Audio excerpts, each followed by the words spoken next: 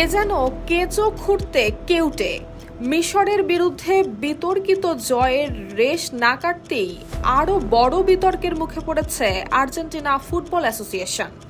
সংস্থাটির বিরুদ্ধে অর্থ পাচার এবং সন্দেহজনক আর্থিক লেনদেনের অভিযোগ উঠেছে।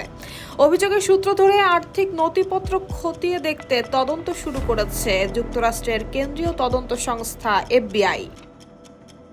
অভিযোগ বলছে city bank, bank of America এবং জেপি মর্গান সহ যুক্তরাষ্ট্রের 5টি বড় ব্যাংকের অ্যাকাউন্ট ব্যবহার করে অন্তত $260 মিলিয়ন লেনদেন করেছে AFA।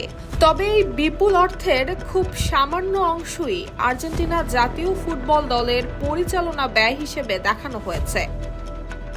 তদন্ত সংশ্লিষ্ট তথ্য বলছে বাকি অর্থের মধ্যে $57 মিলিয়ন এমন কিছু ভুয়া কোম্পানি এবং সন্দেহভাজন সুবিধাভোগীদের অ্যাকাউন্টে পাঠানো হয়েছে, যাদের কোনো বৈধ ব্যবসায়িক কার্যক্রম কিংবা অর্থনৈতিক ভিত্তির প্রমাণ মেলেনি। আরও অভিযোগ, দৃশ্যমান কোনো সেবা ছাড়াই কোটি কোটি ডলার চলে গেছে এমন কিছু ব্যক্তির নিয়ন্ত্রণে, যারা কাগজে কলমে আর্জেন্টিনা সরকারের সামাজিক অনুদানভোগী হিসেবে তালিকাভুক্ত।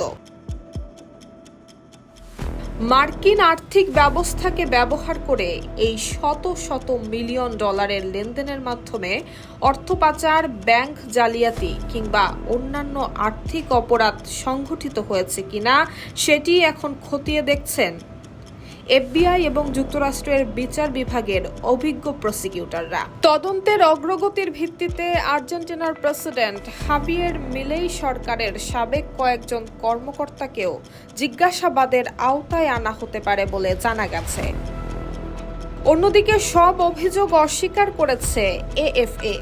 সংস্থাটির আইনজীবীদের দাবি, এখনও প্রাথমিক তদন্তের পর্যায়ে রয়েছে এবং তদন্ত শুরু হওয়া মানেই কোনো ব্যক্তি বা প্রতিষ্ঠানকে অপরাধী প্রমাণিত করা না।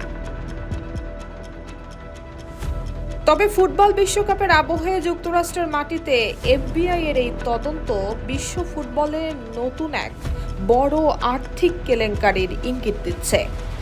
News desk, Bangladesh bulletin.